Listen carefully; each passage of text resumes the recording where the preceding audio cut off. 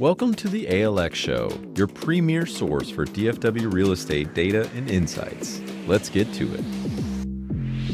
Hello, and welcome back to another episode of the ALX Show. Today, I have Patrick and Josh again, and today we're going to talk about politics. You know, they say you shouldn't talk about race, religion, or politics, but it's unfortunate because those are my three favorite topics, and I don't know where else you're supposed to talk about these things. Everybody what wants else you're supposed to talk about. I know, which is everybody wants to.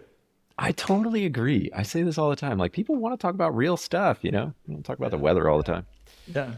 All right. So, given that, we are a week away from Election Day. It is Tuesday, October 29th. And so, in literally a week and I guess a half, well, because the next day we'll find out who actually won, but we'll find out what really is happening in the world of politics and who voted for what. So, polls are saying one thing. The news media will tell you another thing. Your friends will tell you another thing. So I'm curious from your perspective, how are you guys feeling about the election? Who do you think is going to win? Why does that affect anything, if anything? Some people maybe are overinflating the value of the president because he or she is just one person. There's other things that are involved in our government. I don't know. What do you guys think? What's happening in your world? Oh man, there's a lot there, a lot to think about. Have you guys seen here recently, though, that they're saying that we might not get the results on Tuesday? Oh, no. Several states are saying that it could take, what do they say, 2 weeks? Mm-hmm. I mean, a while. Yeah. And then there's rules about like mail-in ballots that if they're received within a certain period of time after Election Day, then they still count. So I don't know. I mean, we might have a good idea of where things are on next Tuesday, but we're also, from what I'm seeing, maybe not. I hope so. Gosh, I mean, just from going back to last cycle, that was such a mess. I mean, just for everybody's sake on both sides, getting those results as soon as we possibly can would really help to, fight against any argument that something shady is going on. Yeah. I saw also, I think it was this morning, that some people have firebombed some mail-in ballot boxes in Washington, I think. Yeah, it sucks. It's crazy. Yeah. So, gosh, you hate to see that. I mean, right? Just let it play out. Let people vote. So what happens if you? How do you know if your ballot was one of the ones? I don't know. Did you vote or not? Yeah. Do I need to go revote? Yeah. I mean, because you put all and gosh, you hear about all the lines too. Like if you took all the time and energy to go vote, and then you find out, hey, remember that? Well, I guess we're talking about ballot boxes. So these are drop-offs. So never mind. But still, I mean, now do I need to go vote in person? I mean, I know, right? Yeah, gosh, you just hate all that. You hate that it's come to that point where it's so divisive and people are so fired up and they're willing to do things that are not okay, obviously. Mm-hmm. I hope that we at least find a good direction of who will be president, because I have set aside that night and a bottle of wine to enjoy myself, and I hope I know something at the end of that night. We'll know something, right? I mean, it'll tally it up to some point, but we'll see. We'll see. Yeah. I think you look at the polls, you look at early voting. I think you see a lot of momentum on Trump's side, just clearly. If you look at the polling averages. And then we're seeing a lot of early voting where what used to be dominated by Democrats. They have a much better get out the vote system and process. It looks like the Republicans are catching up. So I think there'll be a lot of data. Now, I don't know when they start counting those votes, but I think there'll be a lot of data leading up to Election Day and then certainly through Election Day night. But we'll see. I mean, I think we should have a pretty good indication. There might be a few places that they're saying that they need more time, but hopefully, for the most part, you got a pretty good idea, like you're saying.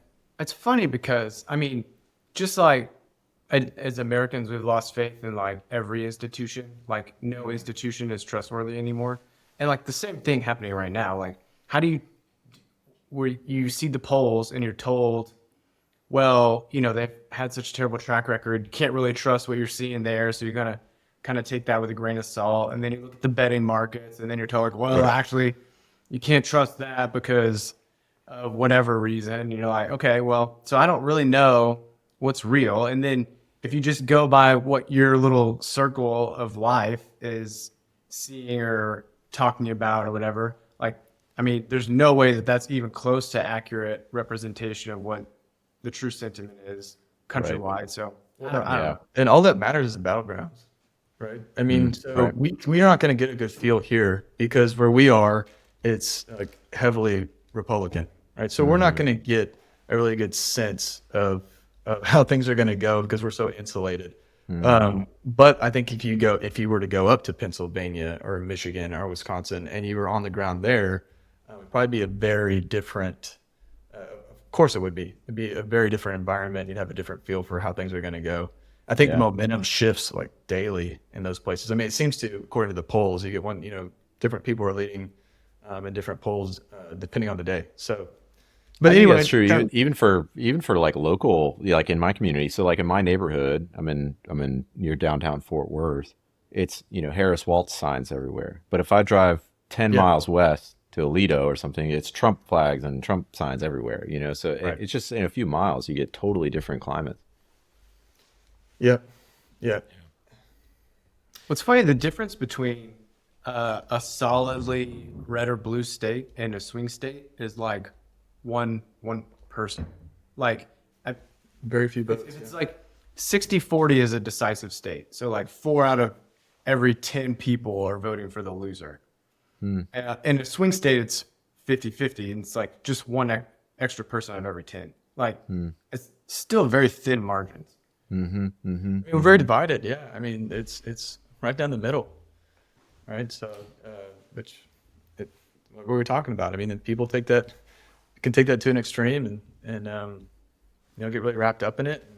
It can lead to kind of some volatile behavior. But at the end, I think hopefully where we're getting to is, gosh, can we vote for different people but still love each other?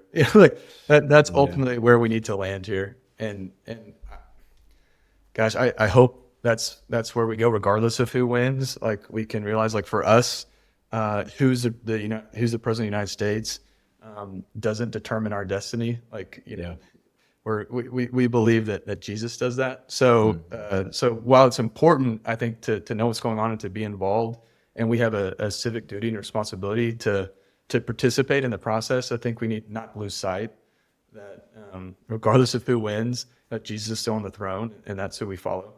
Yeah, that's right. I mean, so we can still love each other, right? It doesn't matter who you vote for. We can love each other, and we need to really try our best to do that, even if we're having difficult conversations or if we're not feeling it from the other side. Just remember what's ultimately the most important thing. That's right. That's right. Yeah, I one of my highest values as a person is civil discourse. That you and I can vehemently disagree about very important topics, but still like and respect each other at the end of the day. Yeah. And I think that is Absolutely. an art and a practice that we actually do need to practice. At my old job, we had a thing called I set on this event every quarter called Wine Chats, and we would take on a hot button issue and kind of talk through it just to practice it, because we don't get that on TV. You don't get that in a lot of settings. So yeah, I think it's so important, especially now.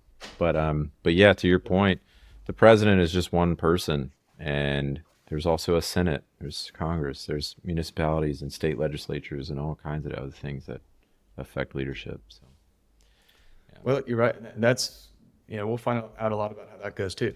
On Tuesday, yeah, right? We'll see yeah, that's right. who's going to control the Senate and the House of Representatives. So, and that's I think that's pretty close too. I think if you look at polling, again, it looks like Republicans have the edge, but people thought that was going to happen in 2022, and that it was going to be a red wave, and it wasn't. It really wasn't. So Yeah, there's still wait and see. yeah. But how does it? You asked a good question. How does it affect us? Like, what does it mean for real estate? And for, Yeah, what do y'all? How do you think? Yeah, what is it like? Okay, next week, let's say Harris wins, or let's say Trump wins. Like, what do you how do you guys think about the next 6 months? I mean, yeah, it's a good question. I mean, you Great could, question.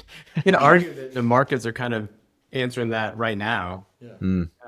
I don't know, especially like in bond yields and the run up that we've had. A lot of people are attributing that to the increase of a Trump victory likelihood. I don't know. It's really hard to quantify. I I am convinced, and maybe this is against the grain, like I guess a lot of my opinions seem to be lately, that I don't think that his economic plan is necessarily as inflationary as everyone else seems I don't to. think so either. I mean, the economists who are working on it can only go with what has been presented to them, namely like working through the tariffs and everything. And they can't quantify like him using that as leverage or negotiation tactics, which is obviously his intent with that. It's not to actually, create an inflationary environment through tariffs, but they can't adjust their environment. They can only go based on what the plan says. And so, of course, that's going to look a lot more inflationary than I think that it'll play out being in practice. So I'm not as concerned about that as apparently the Wall Street Journal and everyone else is. The question on everybody's mind, of course, is if Elon Musk is head of the government efficiency office, what will that do to deficit spending and therefore yields, right? I mean, come on.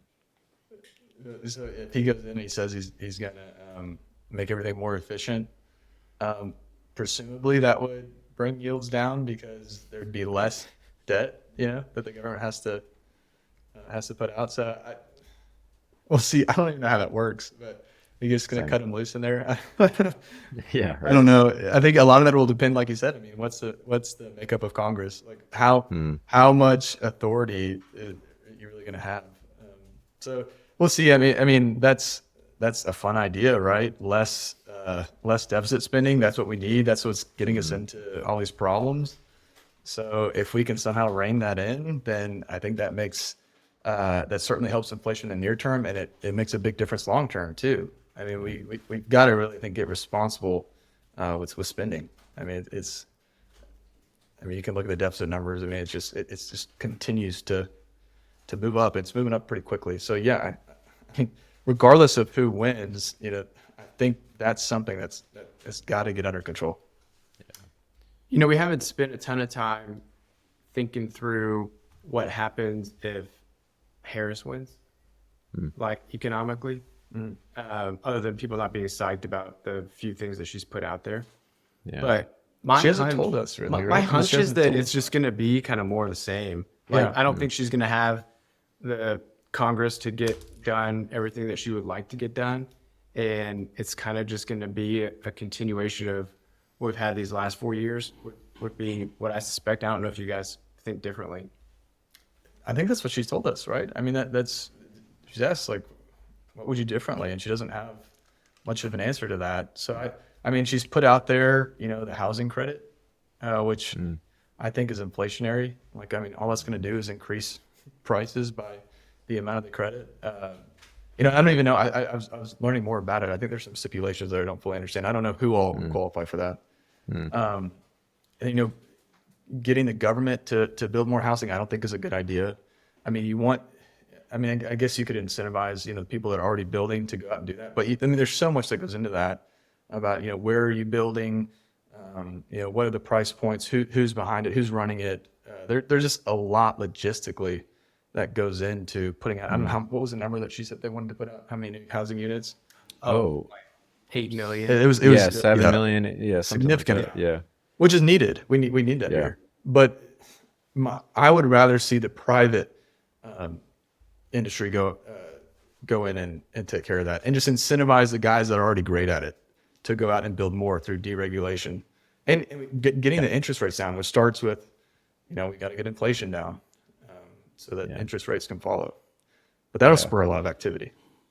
I think in my limited understanding of so many of these things, I'm very much a supply side kind of person. I think we'd all agree on that. That you increase Trust the supply. people. Let the American people. Yeah, They've done it before, but let us do it again. I mean, just give us kind of like clear the deck a little bit. Like give us the runway, and I think we've shown time and time again that we can figure it out, and we do value each other, even if we disagree on things. Like we ultimately, I think, value each other and want the best for the country. At least I hope so.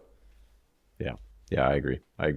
I think it's safe to say that neither candidate seems to want to reduce the deficits that we have. It seems like both of them seem to be pretty spendy. Yeah, Trump. on Trump. their budgets. He was talking about it a lot on Joe Rogan's deal about. Oh yeah, I saw that. Yeah. He's very convinced that his plan will increase growth so substantially that we, reduce the deficit relative to our output and are in a much better spot, which, there can be merit to that. Yeah. Yeah. It remains to be Well, seen. he's talked about too about repealing the Green New Deal. He's talked about clawing back unspent funds, from the Inflation Reduction Act. So he's put out some practical things to do. Yeah. Ultimately, yeah, I think you deregulate, incentivize production, and make it to where like you'll be rewarded for getting out there and producing what's needed. Yeah. So I think he's also going to, deregulate oil and gas as much as he can, which is going to spur a lot of the economy. Help keep inflation down, and that'll also allow us as a country to provide oil and gas to the world, which would, of course, really help with deficit spending if we can just boost GDP and grow the economy. So if you were guys, fun hypothetical, maybe. Okay. If y'all were in charge of the country and were wanting to stimulate reducing the housing shortage by getting builders to build more than they are able to do now, how do you go about incentivizing it in your mind? I have an answer, but I'm going to wait for you guys to. Okay, I don't know. Okay, I don't know. But where my mind goes is to have like something about in the human heart reducing the amount of things that you think you need as a person or a family. And where I'm going with that is if we could create a culture or a value structure where people would value having less, and I've got a whole range of thinking around that, primarily around this book that's actually over my shoulder, about Aquinas, his views on the market. This is from an economist up in Notre Dame. But anyway, I think having the ability to build smaller, simpler homes would increase the supply a lot. And I think that would give a lot of people. And I think there you see some of that, like Dallas has some new apartment developments that are going up that are very small, like micro apartments or whatever. And giving people a place to live that are simple and small. That's like it kind of, I have a lot more thoughts on that, but that's where my mind goes. Yeah. Don't notice the entitlement process. It takes a long time, and it's expensive to get permits to build. And you also have a lot of times you have a lot of land that's zoned for a different use that can be repurposed for residential. So making that process simpler and less expensive and not take as much time, I think would make a huge difference. But I mean, that's what I was going to say. If you're leading the federal government, you got to engage the local officials and just reducing every barrier to. I mean, the biggest challenges for home building would be probably working with cities is probably the number one. I mean, cost, of materials and financing, and then working with cities, and if you can simplify that process. And you've got to take away the volatility. Like the mortgage rates are back up to 7% today, right? So that goes back to inflation and the economy and jobs. I mean that's a much bigger question, bigger issue.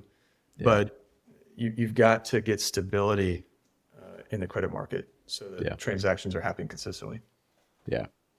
My brother is selling some land in Florida, and it's like 10 months for them to develop a new apartments purely because of the permitting. It's going to take forever for the city to It takes a long time. So anyway, well, those are answers from a creative writing major and then real estate experts that have a little bit more practicality. But they work together. Yeah. Two answers. They do. Yeah. It's a good perspective. Yeah, I love that.